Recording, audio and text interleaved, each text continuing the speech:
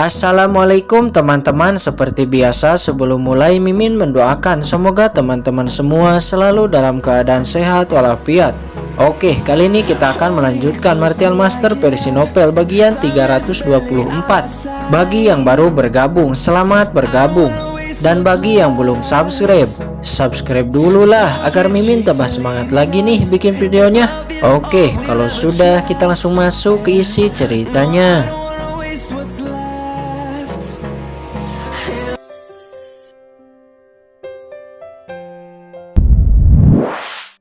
Sana dan menuduh Hanli. "Hanli, apakah kamu telah membunuh Sui Yueqing untuk posisi putra sekte?" kata Suyan. Semua orang yang baru sampai di sana saling memandang dengan heran, terkejut dan tidak menyangka Hanli ini benar-benar kejam. Hanya demi posisi putra sekte dia membunuh saingannya. Bahkan Yang Ling dan lainnya juga ikut dibunuh. Kejam, orang ini benar-benar kejam. Semua orang mencibir kepada Hanli. "Suyan, apa yang kamu katakan? Aku sama sekali tidak membunuh Sui Yueqing, tapi orang lain," kata Hanli. "Orang lain? Jangan berkelit, jelas-jelas sebelum mati saya mendengar Sui Yueqing memanggil namamu. Dan saat ini pedang naga hitam milik Sui Yueqing juga ada di tanganmu," kata Suyan, matanya menatap dingin kepada Hanli. "Yah, saya juga dengar Sui Yueqing berteriak nama Hanli. Terlebih jika bukan dia, siapa lagi yang mampu membunuh Sui Yueqing?" kata orang-orang di sana. "Semuanya, aku benar-benar tidak membunuh Sui Yueqing. Ada orang lain, orang itu berpakaian hitam. Dialah yang telah membunuh Sui Yueqing," kata Hanli. "Lalu seperti apa orang itu?" "Saya tidak tahu, dia berpakaian hitam. Saya tidak bisa melihatnya," kata Hanli. Alasan, aku akan melaporkan hal ini kepada Master Sekte. Aku tidak akan melepaskanmu," kata Suyan seraya beranjak pergi bersama Chen Sisi dan beberapa bawahannya. Hanli terbang menghadang kelompok Suyan. "Suyan, aku sudah katakan aku bukan pembunuhnya. Mengapa kamu tidak mempercayaiku?" kata Hanli dengan marah. "Ada apa? Setelah Sui Yueqing, apakah kamu ingin membunuhku juga? Setelah aku mati, selanjutnya Leng Starping, hanya kamu yang bisa melakukannya," kata Suyan mencibir. Mendengar ini Hanli sangatlah marah, namun dia tidak bisa melakukan apa-apa dan membiarkan Suyan pergi. Semua orang di sana juga ikut bubar dan kembali memahami niat pedang di lantai 3.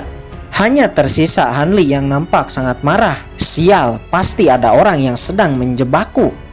Di saat Hanli marah-marah, Yu Qiansu dan Qin Chen sudah berada di sisi lain lantai 3. "Qin Chen, kamu pergi kemana barusan?" kata Yu Qiansu.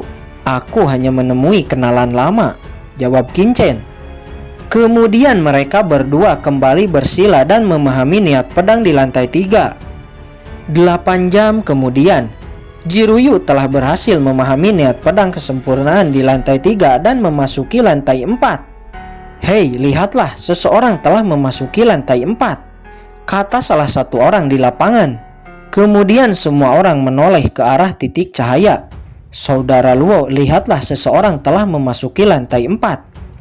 Bagus, ada jenius pedang rupanya. Hanya perlu waktu 8 jam orang ini telah naik ke lantai 4, kata Luo tua. Terdengar percakapan antara dua orang dan yang satunya dipanggil Luo tua. Semua orang terkejut di saat melihat ada orang yang telah memasuki lantai 4 dengan cepat. Bahkan Master Sekteyan 19 juga terkejut. Catatan 8 jam memasuki lantai 4 itu telah mengalahkan rekor sebelumnya. Pemegang rekor tercepat adalah Kaisar Roh sebelumnya yang memiliki waktu 13 jam untuk bisa memasuki lantai 4. Namun sekarang 8 jam itu lebih cepat 5 jam dari Kaisar Roh waktu itu. 10 jam berlalu dan terlihat satu titik cahaya telah memasuki lantai 4. "Siapa orang ini? Dia orang kedua yang tercepat," kata kerumunan di lapangan. Setelah 10 jam, waktu pun berlalu 3 jam dan akhirnya menjadi 13 jam. Dan lantai 4 sudah ada 9 titik cahaya. Semua orang di lapangan mulai menebak. 9 orang itu pasti 4 murid unggulan Sekte Pedang Iblis. Hanli, Suyan, Sui Yueqing, Leng Starping, Yang Ling dari Sekte Penjelajah Angin, Ye Wuming dari Sekte Azure Cloud, Chen Sisi dari gerbang surgawi, Du Qingcheng dari dinasti Tianluo, dan yang kesembilan harusnya wanita berbaju putih yang dibawa istana penegak hukum. Seharusnya itulah 9 orang yang memiliki 9 tempat di menara lantai 4. Tanpa mereka ketahui, Yang Ling dan Sui Yueqing telah mati, dan yang ada di lantai 4 saat ini adalah Qin Chen dan Yu Qiansu. Hanya Zhao Qimpeng dan Nan Gongli yang mencibir orang-orang di lapangan. Mereka tahu kekuatan Qin Chen dan Yu Qiansu tentang ilmu pedang, dan keduanya yakin Qin Chen dan Yu Qiansu menempati salah satu tempat.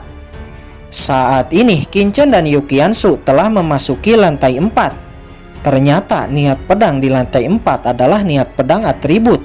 Kata Qin Chen, lantai 1 niat pedang prestasi kecil, lantai 2 niat pedang prestasi besar, lantai 3 niat pedang kesempurnaan, lantai 4 niat pedang atribut. Lalu niat pedang apa yang akan ada di lantai 5, lantai 6? Memikirkan hal ini, Qin Chen sangatlah bersemangat, kembali bersila dan terus memahami niat pedang atribut di lantai 4. Setengah hari kemudian, Jiruyu telah berhasil memahami niat pedang lantai 4 dan masuk ke lantai 5. Hal ini pun menyebabkan kegemparan di lapangan. Bahkan setelah selang 2 jam, satu titik cahaya lainnya juga memasuki lantai 5. Jadi saat ini ada 2 orang yang telah memasuki lantai 5. Lantai 5 adalah rekor pencapaian tertinggi selama sejarah warisan. Warisan kali ini sangat layak untuk dinantikan, kata orang-orang di lapangan. Lantai 5 ini adalah pencapaian terbaik. Adapun lantai 6, mereka sama sekali tidak terbayang sampai ke sana. Setelah selang 2 jam, Qin Chen dan Yu Qiansu juga naik ke lantai 5. Setelah masuk, Qin Chen dan Yu Qiansu merasakan tekanan yang jauh lebih kuat dari lantai sebelumnya. Bahkan Yu Qiansu hampir memuntahkan darah. Ini niat pedang pusi. Ternyata niat pedang pusi. Kata Qin Chen, dia memiliki beberapa pemahaman tentang niat pedang setelah atribut, yaitu niat pedang pusi. Namun sepertinya Yu Qiansu baru kali ini melangkah ke niat pedang pusi. Jelas dari sini Yu Qiansu tidak akan menyamai kecepatan pemahaman Qin Chen. Kemudian mereka berdua mencari tempat tersembunyi, bersila dan mulai memahami niat pedang pusi di lantai 5. Beberapa saat kemudian, Leng Starpik juga memasuki lantai 5. Menerima tekanan niat pedang pusi dari lantai 5, Leng Starpik langsung memuntahkan darah. Hahaha, sepertinya aku yang pertama dari 4 jenius unggulan sekte pedang iblis, kata Leng Starpik seraya bersila di lantai 5. Beberapa saat kemudian, Han Li juga memasuki lantai 5. Apa, Leng Starpik? Dia sampai lebih dulu di lantai 5. Han Li terkejut, dia masih mengira bahwa dari keempat jenius unggulan sekte pedang iblis, hanya Sui Yueqing yang dia anggap sebagai saingan. Tapi ternyata kemampuan Leng Starpik jauh lebih kuat.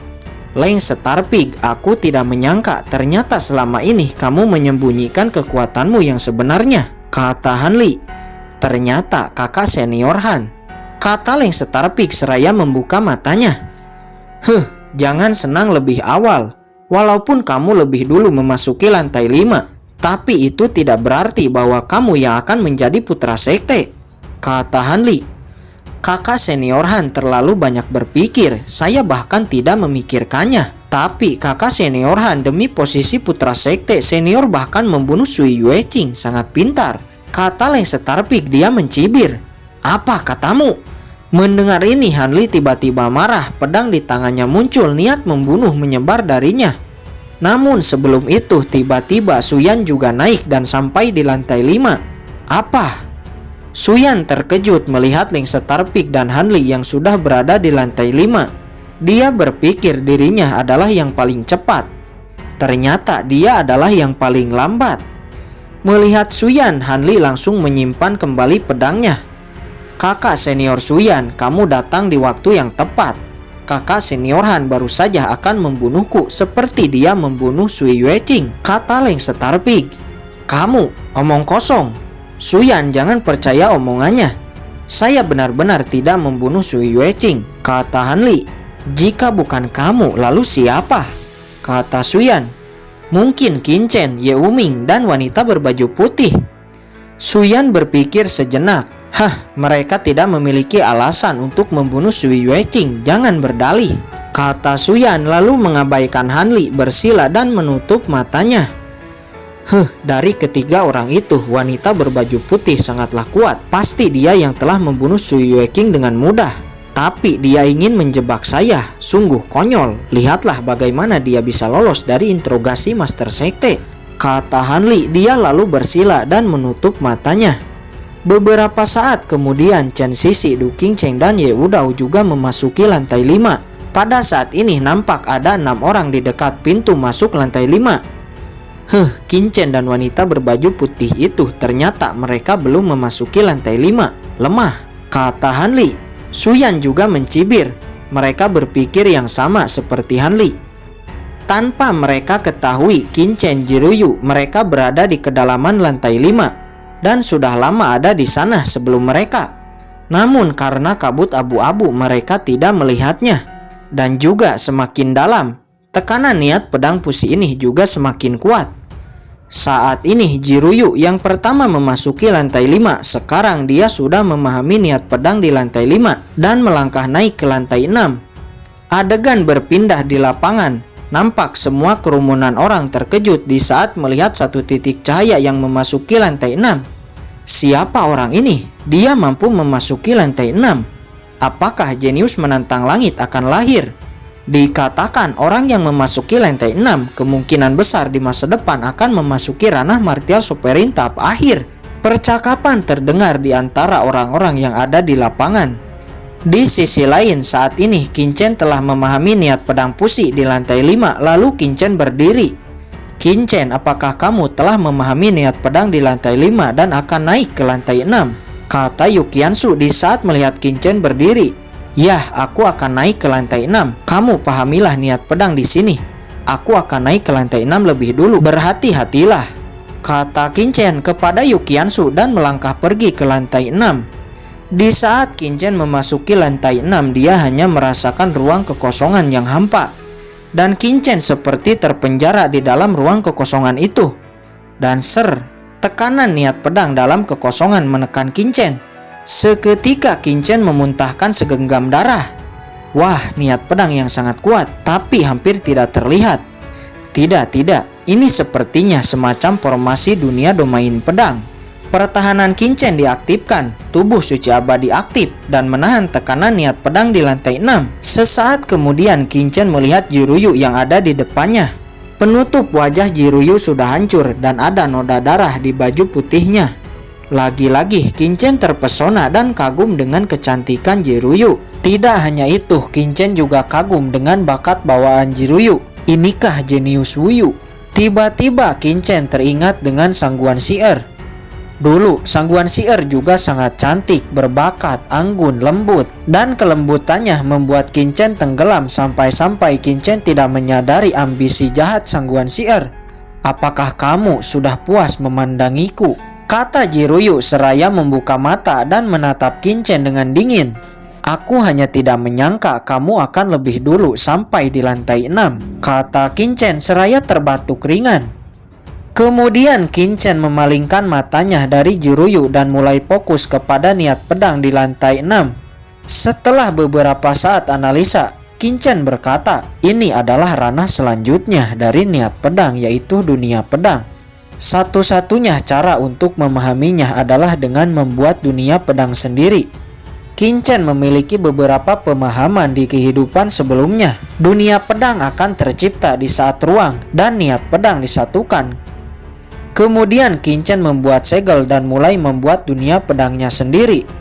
Di saat dunia pedang buatan Qingchen terbentuk, duar, sebuah kekuatan di lantai 6 langsung menusuk dan menghancurkannya. Dunia pedangnya hancur. Qingchen sama sekali tidak marah.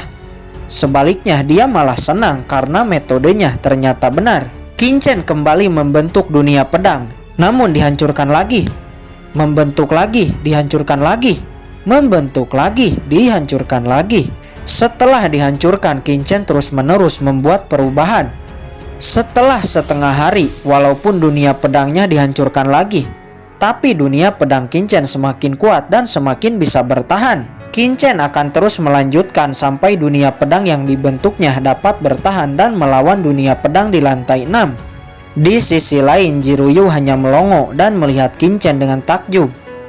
Bagaimana anak ini mampu memahami niat pedang di lantai 6 dan bahkan memiliki metode yang benar untuk memahaminya? Jiruyu terkejut. Dia lebih dulu memasuki lantai 6. Tapi sudah 1 hari dia bahkan belum memahami niat pedang di lantai 6. Tapi Kinchen, dia telah memiliki metode untuk memahami niat pedang di lantai 6. Apakah bakat anak ini jauh melebihiku? Bagaimana bisa di langit utara ini ada yang mampu melampauiku? Kata Jiruyu. Dia sudah lama memahami dunia pedang di lantai 6. Tapi cara untuk membentuk dunia pedang, Jiruyu, dia sama sekali tidak mengerti. Dan hanya bisa melihat Kinchen yang terus-menerus membentuk dunia pedang. Dan mungkin Kinchen akan berhasil memasuki lantai 7.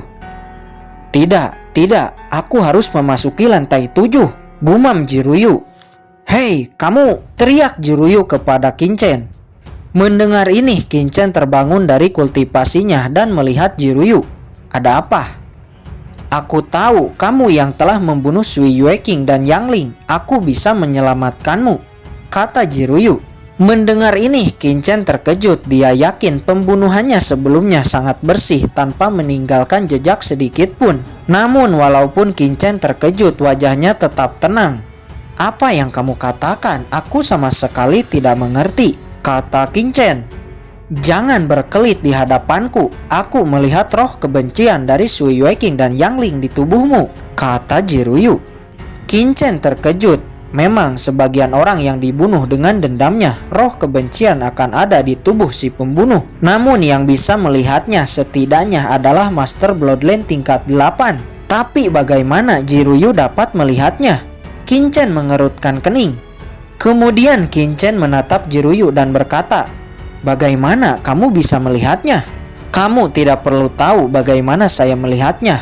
Yang perlu kamu tahu bahwa aku benar-benar bisa melihatnya, kata Jiruyu. Kinchen sama sekali tidak mengerti bagaimana Jiruyu bisa melihatnya. Sesaat mata Kinchen memandang mata Jiruyu dengan teliti dan melihat jejak samar itu. Tiba-tiba Kinchen teringat sesuatu. Apakah kamu bermargaji? Kata Kinchen. Ya, benar. Nama saya adalah Jiruyu, kata Jiruyu. Apakah kamu mengenal Jiwuksu? Kata Kinchen. Mendengar ini, Jiruyu terkejut. Bagaimana kamu bisa mengetahui nama kakek buyutku? Kata Jiruyu. Sial, itu ternyata benar-benar kamu. Jiwuksu adalah teman baik Kinchen di kehidupan sebelumnya. Namun karena status Kinchen, dulu dia jarang kontak dengan Jiwuksu. Tapi sejujurnya Jiwuksu adalah teman baik Kinchen.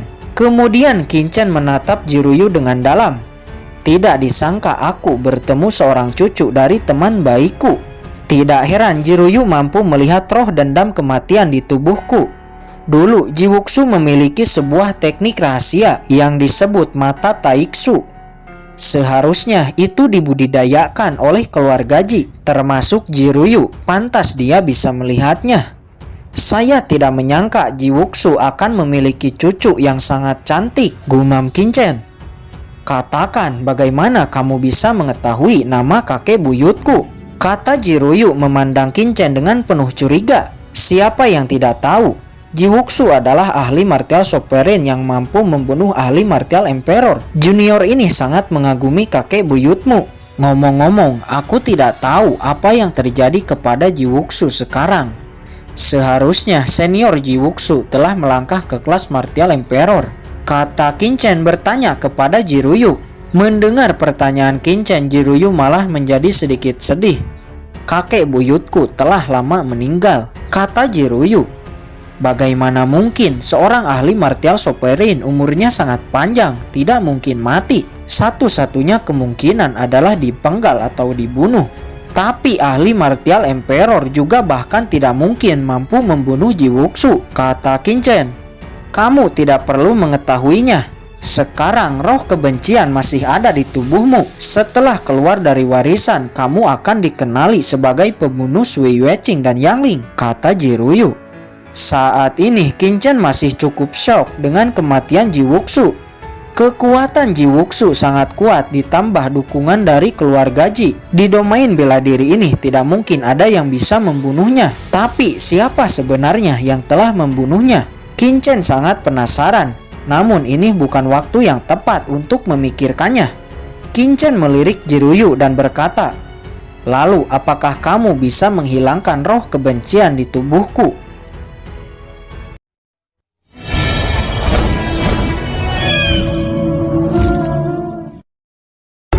Oke guys, sudah dulu ya. Jangan lupa subrek biar lanjut terus ceritanya. Bagi yang sudah subrek, mudah-mudahan dimudahkan rezekinya. Mimin undur diri. See you next and goodbye.